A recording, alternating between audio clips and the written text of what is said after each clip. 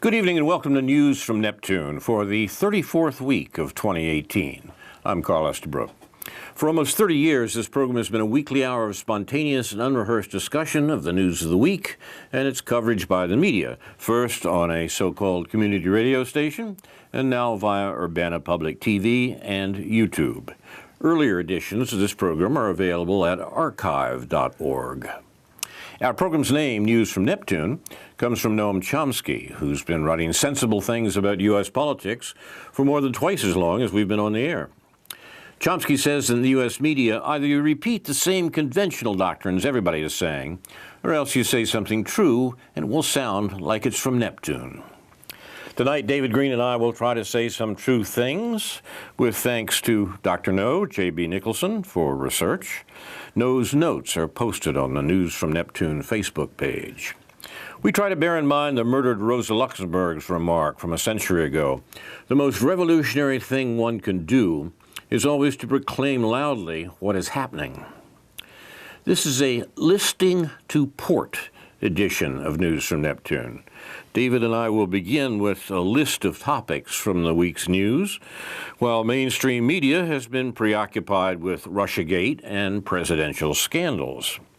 That's no accident, but rather a conscious distraction from the real political events of our time, primarily U.S. wars around the world, the result of a relatively declining American empire and the growing economic integration of Eurasia, which the U.S. ruling class has seen as the greatest threat to its profits for more than a century. The real fight, however, is within the U.S. political establishment, which has seen Trump as a threat to its generations-long attempts to keep Russia and China down with economic pressure and threats of war. The Australian journalist and filmmaker John Pilger wrote before the last presidential election, quote, "The CIA has demanded Trump not be elected. Pentagon generals have demanded he not be elected. The pro-war New York Times, taking a breather from its relentless low-rent Putin smears, demands that he not be elected. Something is up. These tribunes of perpetual war are terrified that the multi-billion-dollar business of war, by which the United States maintains its dominance, will be undermined if Trump does a deal with Russian President Putin than with China's President Xi Jinping. Their panic at the possibility of the world's great power talking peace, however unlikely, would be the blackest farce were the issues not so dire." Close quote from John Pilger. Not an American, of course. Of course, Trump in office has been largely tamed to the neoliberal and neoconservative policies of the last administration, policies that produced more war and more inequality, and to the U.S. ruling class. Trump is a constant threat to those policies. The hysterical and dangerous Russiagate campaign, adopted even by the new Democrat star, Ocasio-Cortez, shows the political establishment's need to get the presidency back into a safe pair of hands, safe for their profits and for the ongoing belligerence of U.S. foreign policy. The U.S. populace, on the contrary, must demand that the 1,000 U.S. military bases ringing Russia and China be closed. Russia has a dozen bases on foreign soil. China has one. The U.S. public must demand that U.S. troops and weapons be brought home, and social supports, including free medical care, education, and universal basic income, be provided for Americans immiserated by generations of U.S. government wars. We'll approach the contemporary discussion of these issues tonight with a list of topics. David will start. Okay, well, just to play off yours, it would seem that it's extremely difficult for anyone to, even on left-wing websites, to avoid being obsessed with Donald Trump. Huh. And even though some of my favorite people claim to have a broader context and a broader perspective with which to understand these things, they're still obsessed with Donald Trump. Paul Street is obsessed with Donald Trump. Jeffrey St. Clair is obsessed with him also. And sure, you can't understand part of what's going on without knowing something about who what are Trump's policies, who are the people he's appointed to office, and so forth. But it's really hard to get away from this rather stifling atmosphere of obsession with Donald Trump. And of course, Donald Trump very, very ably contributes to that atmosphere with his what under normal circumstances would be called unpresidential behavior. Let's see what my list is. Norman Finkelstein has written a good article about the accusations of anti-Semitism against Jeremy Corbyn. It's on his website. I think it's on Mondoweiss also. And he's taking some flack for it, for some things he said about Jewish institutions in this country. But in fact, I've written my most recent letter to the editor has to do with Jewish institutions in this country. And maybe I'll get a rise out of people when this gets published in a few days. I don't know. It's every year around the High Holy Days, what are called the High Holy Days, I like to excoriate Jewish institutional culture. No reason why this year should be any different. Let's take this in order, just take this in order to make it easy for myself. A couple of interesting op-eds in the New York Times. One that just went up a few minutes ago. Kind of glad I saw it. The first one was by Michael Kazin, a person known to you, I'm sure, Carl. Yes, from who long ago. Who is the co-editor of the left journal Dissent, which at one time would have been most identified with the Democratic Socialists, although now Jacobin is, and probably good reason that Dissent no longer is, even though I'm sure there's some good things in it. Michael Kazin makes pretty much an identity politics argument in his reminiscences of 1968. Pretty self-serving. Michael Kazin is the son of the well-known literary critic Alfred Kazin, but to listen to an hour interview about his background, which I did recently, you would never know that. It was kind of strange. Anyway, the other person and we can go into this more depending on I've got some quotes here. I won't read them now, but Michael Kazin talking about 68. And then I noticed they just put up an article, maybe to balance that on the so-called left a little bit, by Corey Robin about the rise of socialism and the rise of interest in socialism, which of course we've been talking about week after week and what that means. And of course, there's a whole debate on the so-called left as to whether the Jacobin kind of socialism, the DSA kind of socialism, the kind of socialism that's running candidates, for instance, for Congress in the Democratic Party, is what you could really call socialism, whether that's the future of socialism, that's the future of how we really challenge capitalism in this country. The names obviously here we mentioned before, Alexandria Ocasio-Cortez and so forth. Greece, I was reminded of one of my, of a well-known, of a Marxist economist of Greek origins named Kostas Lapavitsas, who wrote a very good book called Profiting Without Producing. Was interviewed by another Greek expatriate who does journalism for the Real News, a fellow from Canada, a fellow named Dimitri Laskaris. A very good interview and overview of what's happened to the Greek economy since the so-called debt crisis is over. And basically, bottom line is the Greek economy has been pummeled into the ground, and Greece really has no future as anything more than a marginally developed country, which will become less developed as time goes on.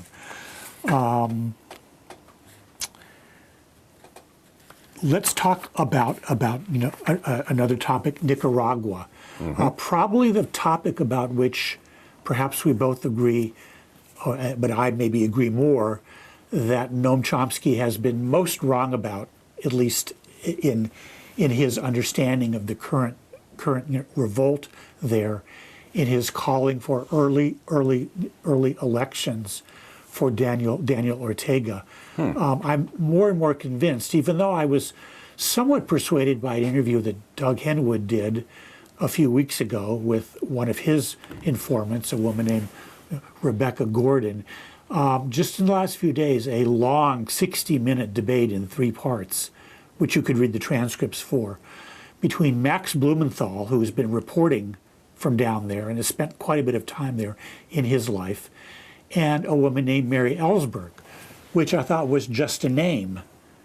I don't, you like to assume names. Ellsberg's perhaps a common name. No, it turns out Mary Ellsberg is the daughter of Daniel Ellsberg, and that she has been, they refer to as a resident or a resident of Nicaragua or as living there, but she also happens to be a professor at Georgetown. And she was basically promoting the OAS line in opposing the Sandinistas in Nicaragua. And Blumenthal, who has been down there recently and is doing real journalism, as he's done, as he does everywhere in Gaza or anywhere else, and knows his stuff, knows it backwards and forwards, knows a lot of the actors involved on both sides, and knows what their support systems are in terms of the think tanks and the OAS and the National Endowment for Democracy, which is basically the U.S.'s overthrow bureaucrats.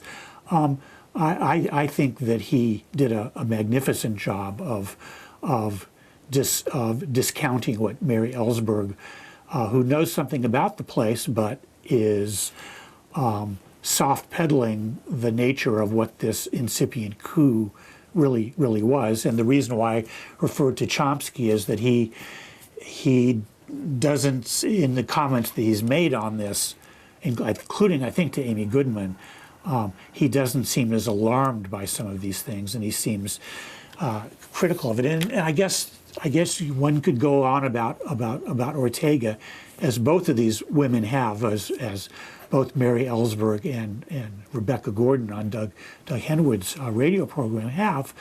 But it's not all about Ortega. It's not about whether he's corrupt or rich or whatever. It's about what the motives are of these so-called students that basically burned a campus down.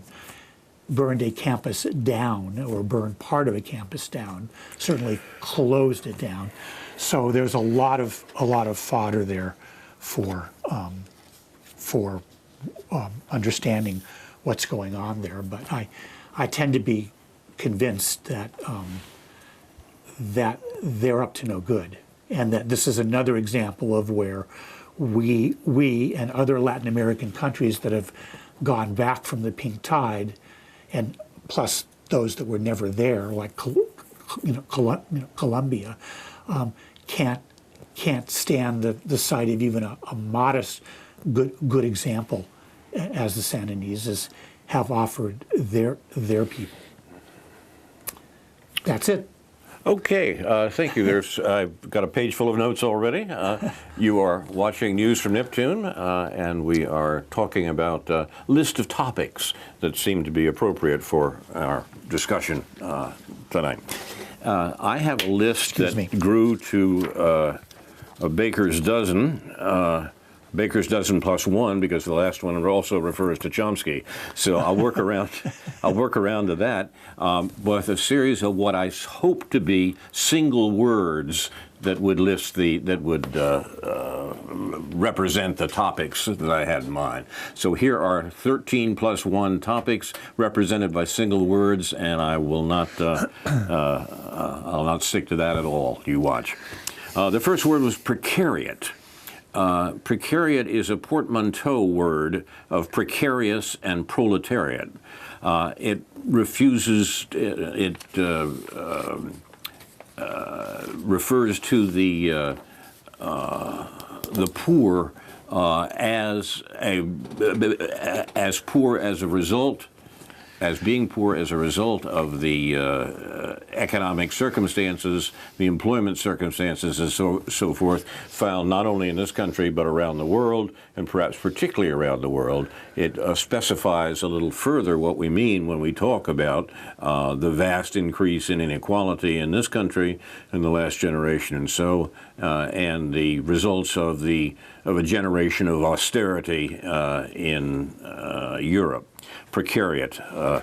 Are we better off with more lower paying, more precarious jobs? That seems to be the solution opposed by neoliberals, by neoliberal government officials in both Europe and the U.S. So a consideration of the problem from the point of view of the precariat was point one. Point two, a prison strike. U.S. prisoners demanded an end to slave labor and racist punishments in a prison strike this week. And it's something that Americans need to be aware of, remembering that Americans imprison more of their fellow citizens than any country in the world, much more than Russia and China. About 25% of all the prisoners held in jails and prisons around the world are American. And America has, for comparison purposes, perhaps 5% of the world's population at best. 5% of the population, 25% of the prisoners. It's not surprising that they're striking. Point three, word three, progeny. China has proposed now an interesting tax for adults with either no children or more than 2 children. An interesting development of the excoriated one-child policy in China that never was, in fact, entirely effective, but an attempt by China to balance off the life chances and incomes of Chinese citizens in the remarkable transformation of China that's taken place in the last 50 years. The Western critics of China had great fun, if that's the word, in condemning the one-child policy. But China is serious about trying to produce a society that's more egalitarian, more equitable, and the current method includes a tax for adults with no children or with more than 2 children, which I thought was rather interesting. Social media's tracking of you, if you use Facebook or practically any other aspect of or form of social media, is important.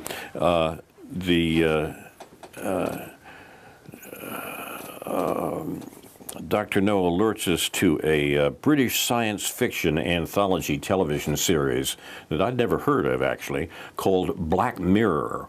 Apparently you can get it through Netflix in this country. It examines modern society, particularly with regard to the unanticipated consequences of new technologies. Very interesting things the Brits are doing.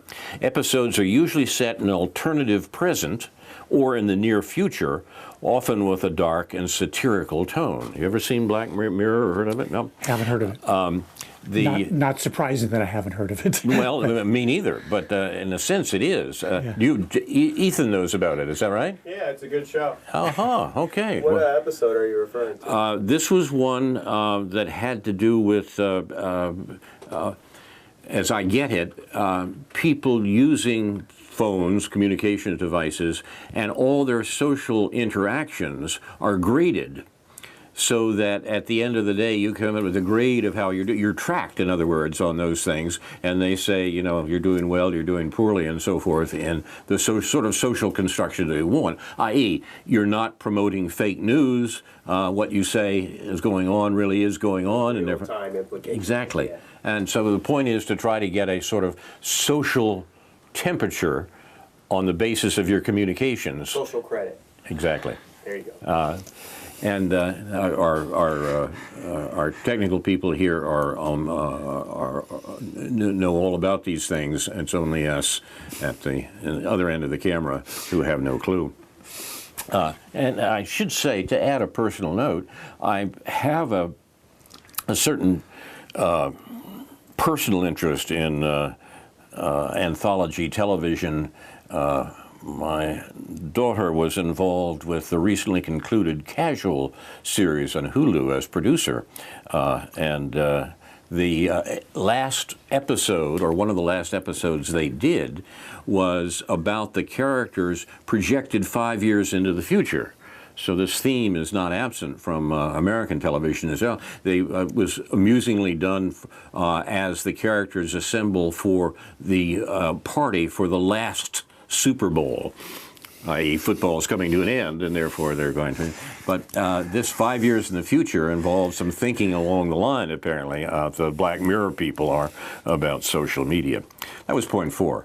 Point 5, a bad economy, meaning unemployment, living in poverty, being unable to provide for one's family, boosts the suicide rate. This is hardly surprising, if badly disturbing. But we should understand that a bad economy does not involve a falling stock market. The important article that I will post also on the Facebook page for News from Neptune by Dean Baker, the U.S. is not on the brink of a financial crisis. But that's true, once again, if you look at the stock market, if you look at the financial world. The financial crisis that you're aware of is the one that affects you directly, one that affects the populace directly. That's the bad economy that produced Donald Trump, among other things. And the stock market is doing very nicely, thank you. One of the biggest bull runs in history. Number 6. The Intercept, which is a very peculiar news site, reports on a new $100 million, and that's just the initial, that's the buy-in cost, $100 million drone base in a remote part of West Africa. Agadez is the name of the town. I'd never heard of it, neither of you. Agadez, Niger. The United States is building a base to send drones against selected targets for assassination in West Africa. Now, what's going on here? You remember the great public debate about American troops in Africa. No, that's because it never happened. America has troops in all but 2 countries in the continent of Africa, all but 2. And they're there in pursuit of American interests. And the conflict or the contrast with China is very great. China sends engineers to build dams and roads. The United States sends military personnel to establish drone bases to assassinate people. Now, can we be a bit surprised then at what the rest of the world sees of what the U.S. and China are doing in their worldwide economic competition? I was actually quite shocked to hear the story about the new drone base in Niger. How many military activities in Niger are you aware of? 7. The University of Ohio at Akron is phasing out 80, count them, 80 degree programs to free $6 million for other things, including $1 million for esports. Nathan, you know what esports are too, right, don't you? There we are. See, now it's clear who should be doing this program. Esports refers to video games, often war games, played competitively up to and including apparently the Olympics is considering an esports element for the next Olympics in 4 years. Boise State University, Columbia College, and dozens of other colleges sort of on that level are now offering scholarships in esports. You can get a scholarship to go to these colleges to learn how to play what, as far as I can tell, are video games, often war games, complex strategy games, and so forth. But they're shutting down the philosophy department in order to establish a war games department. I'm not making this up. This is what's going on across the... Look up esports, and as I say, something else new to me. Point 8. Meanwhile, Senator Ron Wyden, a Republican from Oregon, who's no better than he should be, discussed his new legislation which aims to get third parties to remove so-called bad actors on social media. Think about that for a minute, what he's saying. Third parties, he means Zuckerberg. He wants Zuckerberg to shut down people who are saying wrong things on social media. Wrong things include the notion, for example, that Russia had nothing to do with influencing the last presidential election. Someone who says that is a bad actor who has to be shut up. And the people who do it are not the government. Government's not going to shut you up. The people who are doing it are the people who are running the social media, like Zuckerberg.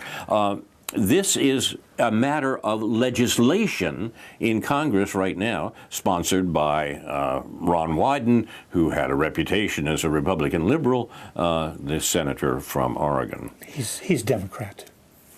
He's not Democrat. Ron Wyden. He did have a reputation as a liberal. I thought he was a Republican, but perhaps not. No, he's Democrat. He's a Democrat. Okay. I'm pretty sure. I'll admit if I'm wrong. But. We'll ask Ethan while we're off the air. 9.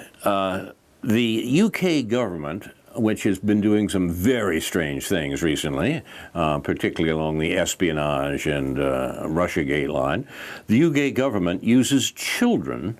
That is, children are defined here are people under 18, using children as spies. That's a formal program. The children are referred to as CHIs, not chavs, but CHIs, CHIS, covert human intelligence sources. This is a formal program, a legal program, legal in terms of UK law, in Britain, a spying system. If you've been to Britain recently, you know that the British are amongst the most spied upon people in the world. There are cameras everywhere, cameras watching you, watching what's going on and so forth. This dates primarily from the Blair years, I think, but I think it was underway well before that. This sort of social observation has complex roots, but you can see what some of them are. It's a danger. The dangerous populace has to be controlled. But now one way of doing it is hiring kids to spy on others who might be doing something wrong. It's quite remarkable. 10. Lockheed Martin, you've heard of them, they make bombs. Lockheed Martin asked for for World Photo Day. You didn't know about it. You probably missed World Photo Day, didn't you? World Photo Day was the 19th of August, an international celebration to celebrate photography. Lockheed Martin, the defense contractor, the weapons maker, asked for people to send in photos of their products, that is, things made by Lockheed Martin, that would appropriately present what Lockheed Martin does. Well, they did. People sent in pictures of kids being killed in Yemen by bombs, which is what Lockheed Martin makes. They make the weapons with which Saudi Arabia is killing kids, notably children, in a event 2 weeks ago where they blew up a school bus in Yemen. What could they be thinking at Lockheed Martin? Lockheed Martin has done very nicely, thank you, by the way, financially recently. They're profiting, and the resulting publicity doesn't seem to have hurt them very much. Number 11, Russiagate. It's expanding. John Bolton says that China, North Korea, and Iran will probably target U.S. elections. Hey, we got to watch them, right? Bolton is mad as a hatter, but unfortunately he has a fair amount of purchase in the American government right now. Number 12, Greece has left the bailout program. You mentioned this, that they've been in for years. This is the wretched financial condition that European austerity has produced for Greece, and the cost for getting out of it is particularly overwhelming. Finally, well, next to last, Facebook gave multiple conflicting reasons about why they censored Telesur's English page and reinstated it 2 days later. Telesur is a Latin American television network that has produced news about the events David was mentioning in Brazil and elsewhere for Latin America, and they run an English section in English language for Americans, and they had a Facebook page about what they were doing. Facebook shut it down because what Telesur was saying, of course, was not compatible with the American notion of what's going on in Latin America. There are reports from Nicaragua, for example, were not favored by the U.S. government. Finally, a discussion which I won't say more about right now, but we may get to later because you raised Chomsky's name, as I did at the start.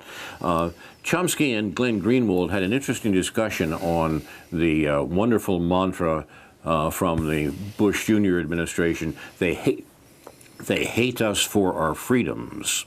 The notion why there's terrorism in the world, why the U.S. is the subject of terrorism from all these countries that we just happen to have been attacking for years around the world.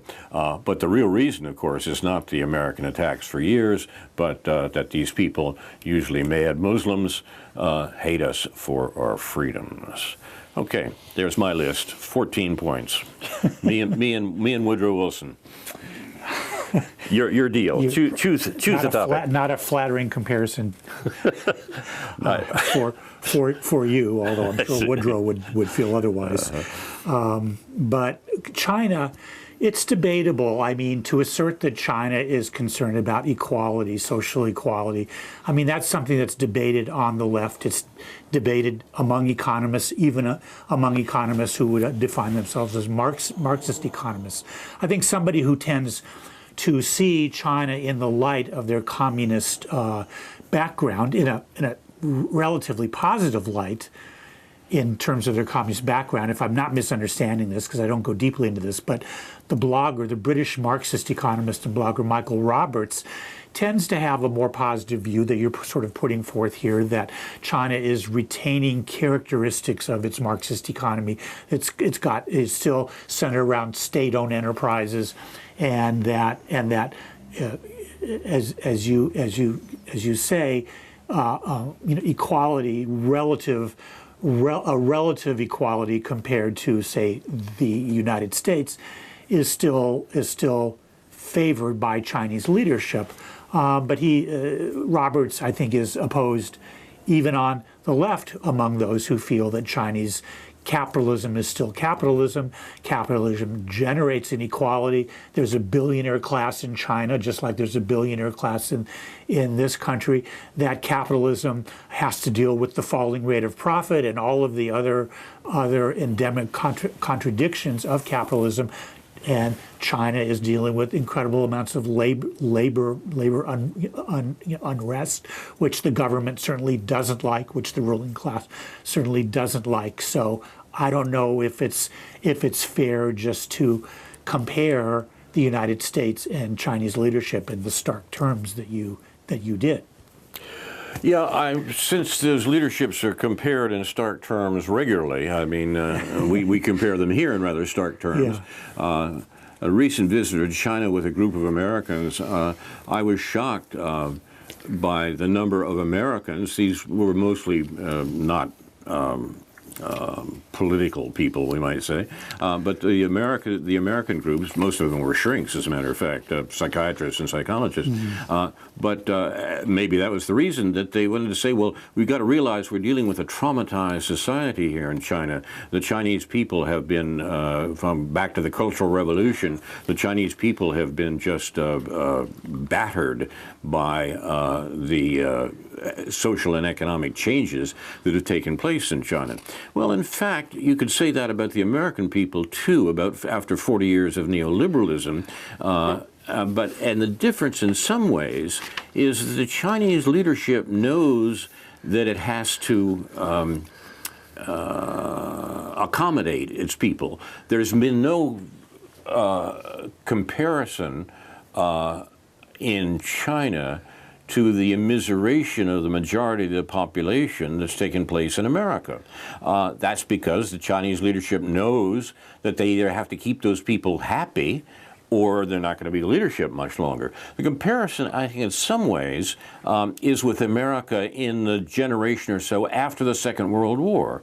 When the Second World War ended, British and American governments, in spite of the mythology we have about that time, but British and American governments realized that something must be done for the majority of the population in order to stave off demands for major social change. That, by the way, was the real threat of communism, the threat of a good example, and that was what the U.S. tried to stop in Europe. But in America and Britain, after the Second World War, the leadership of these two countries, and leadership is the business and political conjunction that runs both those societies, runs all modern societies, they knew they had to pacify the population in some way. So we got things like the GI Bill in this country, where that made college effectively free in the generation after the Second World War, the 30 glorious years, as Thomas Piketty calls it. In those 30 years, the U.S. programs, while using the boogeyman of communism to scare Americans and about their political views, in fact provided the sort of supports that we needed, including the New Deal ameliorations of capitalism, from Social Security through Medicare, from the New Deal and the Great Society. All of this was provided in the years after the Second World War in order to stave off a real social revolution in America. The British went even further. When the Second World War ended, the British turfed out as quickly as they could the man that American propaganda saw as the great hero of the Second World War, Winston Churchill. This nasty old racist and anti-socialist, Winston Churchill, was given the boot, and Britain produced a socialist government. The socialist government then proceeded to provide those things that the Brits thought they had been fighting for in the war, everything from free medical care, beyond the dreams of American liberals right now, to free education, the sorts of things that would have been the left wing of Bernie Sanders' campaign were provided by the Labour government in 1946. Now, when we realize that, I think it's easy to see that the Chinese leadership in the years since the Chinese Revolution in 1949 has known that it has to find at least as much pacification for its population as the Western capitalist states did. In fact, for all it's interesting to talk about the theoretical aspects of capitalism, we talk about the actual history of the last couple of generations. What we find is that various governments are working very hard to make sure that their populations are pacified and are not demanding immense changes by giving them at least some of the changes that they want. Now, in America, we didn't go as far, because we didn't have so far to go, as the Chinese leadership did. We didn't have the brutally destroyed society that existed in China in 1949. In 1949, the U.S. was the only undamaged country to emerge from the Second World War, but it still needed a sort of social pacification set of programs. We produced it.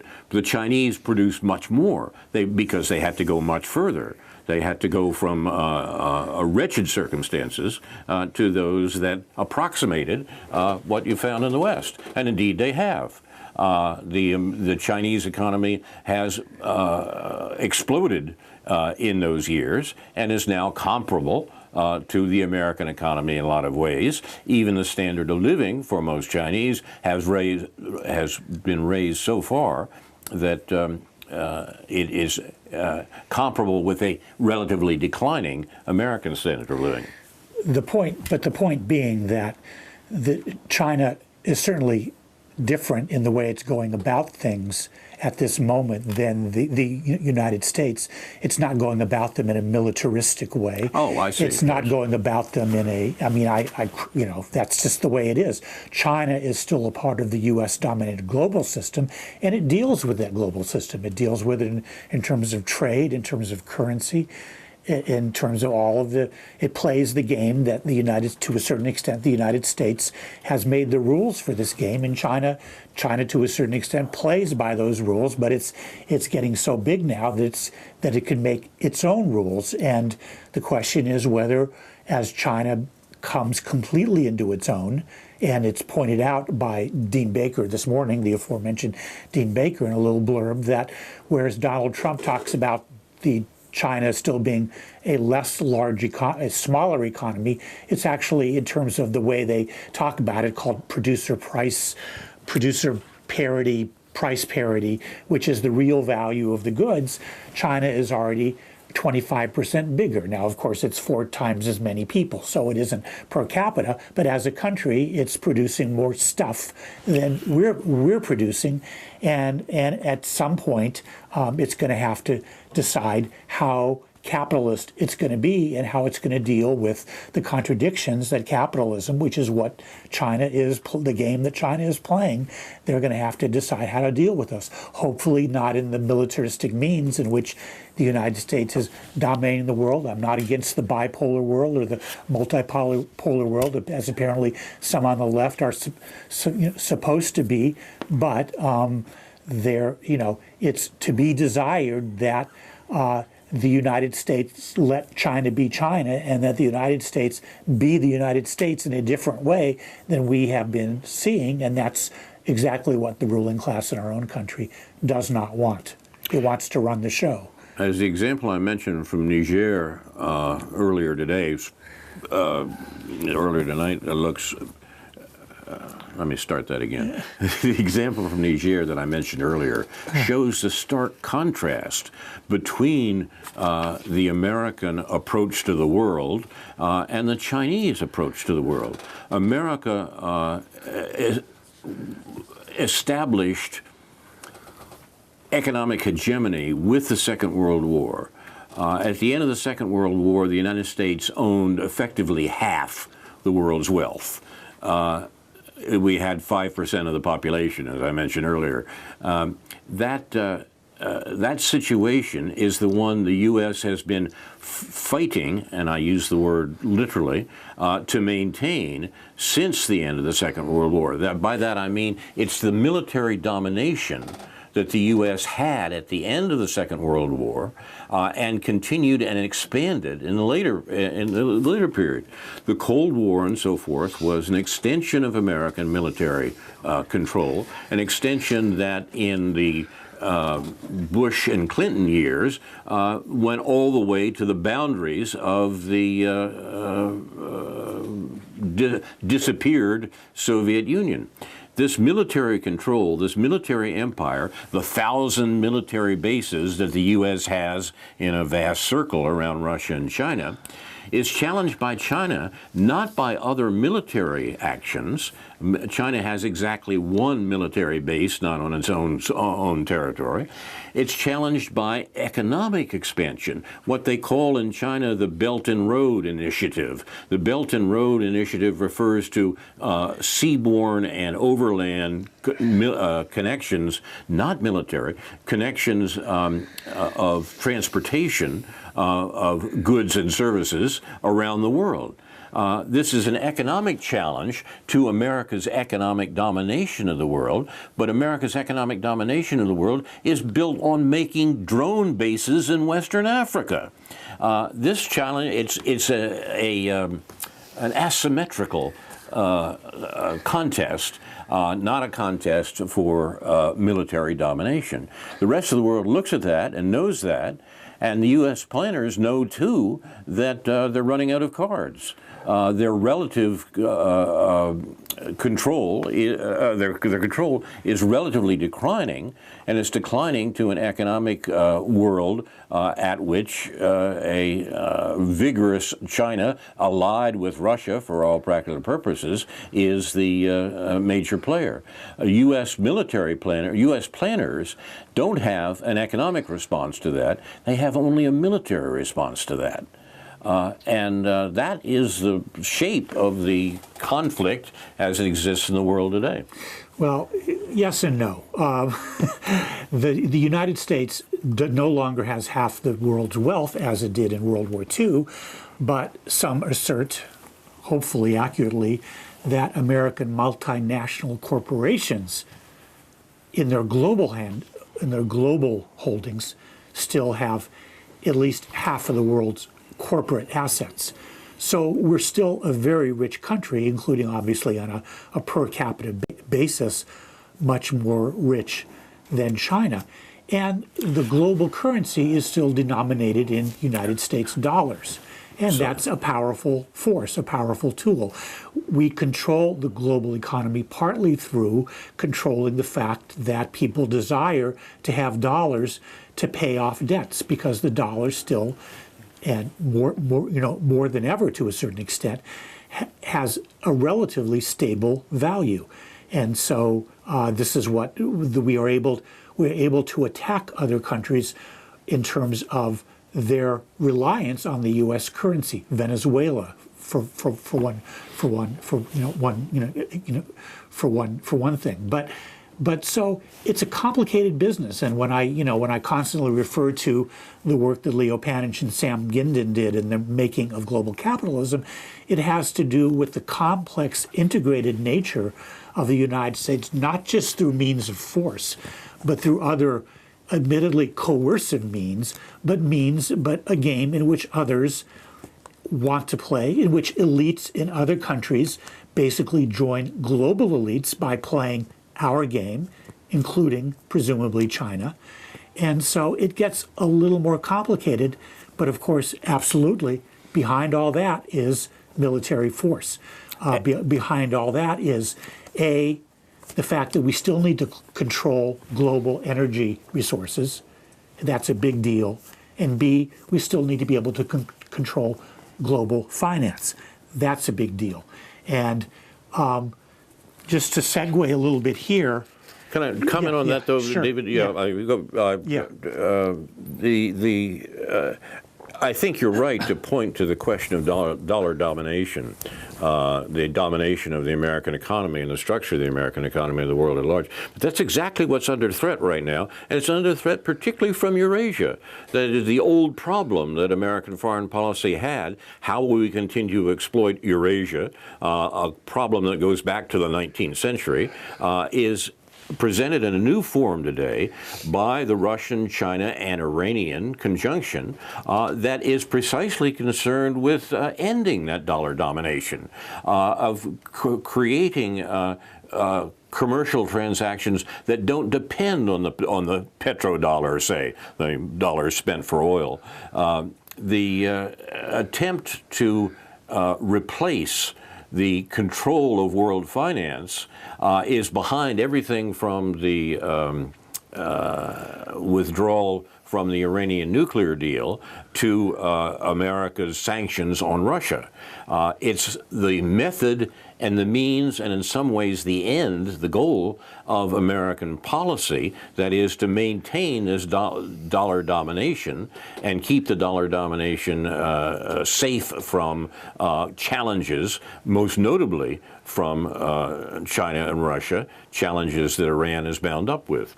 So I think you're right about how it's done. I think you're perhaps optimistic about whether it can be maintained. I'm not. No, I mean, I'm not optimistic or pessimistic. It's just that we're still the big global player. We run trade deficits, and dollars flow around the world, and those dollars come back to this country in the forms of funding our national debt, meaning funding our military to a certain extent. We've got a real system here, and it's been locked in place for quite a while. And I don't think it's going anywhere anytime soon, but the contradictions within the system are cracking open. The poorer the American working class gets, the more difficult it is for the United States to pretend that we're a prosperous country through running foreign trade deficits, by maintaining cheap foreign goods, by maintaining a high dollar value. But to a certain extent, our global dominance relies on us on us maintaining a high dollar value by really overvaluing what we produce in this country relative to other countries. I don't know whether the game is going to be over because China is going to decide to stop playing it anymore, or whether Europe, the European Union, is going to decide to stop playing it anymore. Many things can happen, including the fact that the American working class rises up and says, we don't want to play this game anymore. Trade seemed like a nice thing when we were on top, but now it's not working out well for us. And I'm not saying that that would be the end of trade. It's just that globalized trade might look very different. And of course, Donald Trump has no clue, tariffs or otherwise, how global trade might look any different to actually benefit the working class in this country. So, you can't count on him. The working class has, you could repeat as many times that Trump has criticized trade, you could pick out one very cogent statement, which I think Paul Street did in his column this morning, about what Donald Trump said about trade and the American working class. But Trump is part of the American ruling class, and nothing he's doing, his tax cuts, his military spending, his environmental destructiveness, none of that is actually obviously representing the interest of the ruling class. I completely understand that all this business that is littering the front page of the New York Times with all of these scandals and all of this nonsense is distracting us from what's really going on. But not by accident. Donald Trump is the last person to look for to find out what's really going on. I sort of hoped I could get through an entire program of discussion of American politics without mentioning the name of our current chief executive. I don't think I've managed, but it seems to me that there is a... Well, but the idea that Donald Trump isn't a player, that he isn't an actor, that he doesn't represent it doesn't represent something real that's going on in the world right now in complicated ways, I don't know. The same could be said of the Federal Reserve, and we haven't mentioned the head of the Federal Reserve today. So, look, who is the head of the Federal Reserve? Exactly. What I'm suggesting is that the obsessive concentration on Trump's personality, on Trump's personality, is not an accident. It is exactly what the American political establishment wants you to be thinking and talking about. I completely agree. I don't care about Trump's personality. I care about things that he's actually done in terms of policy. He's done damn little. He, in many ways, Trump is... He gave $2 trillion to rich people. To say he did it isn't quite right. I mean, it was a tax cut that Congress passed, right? Yeah.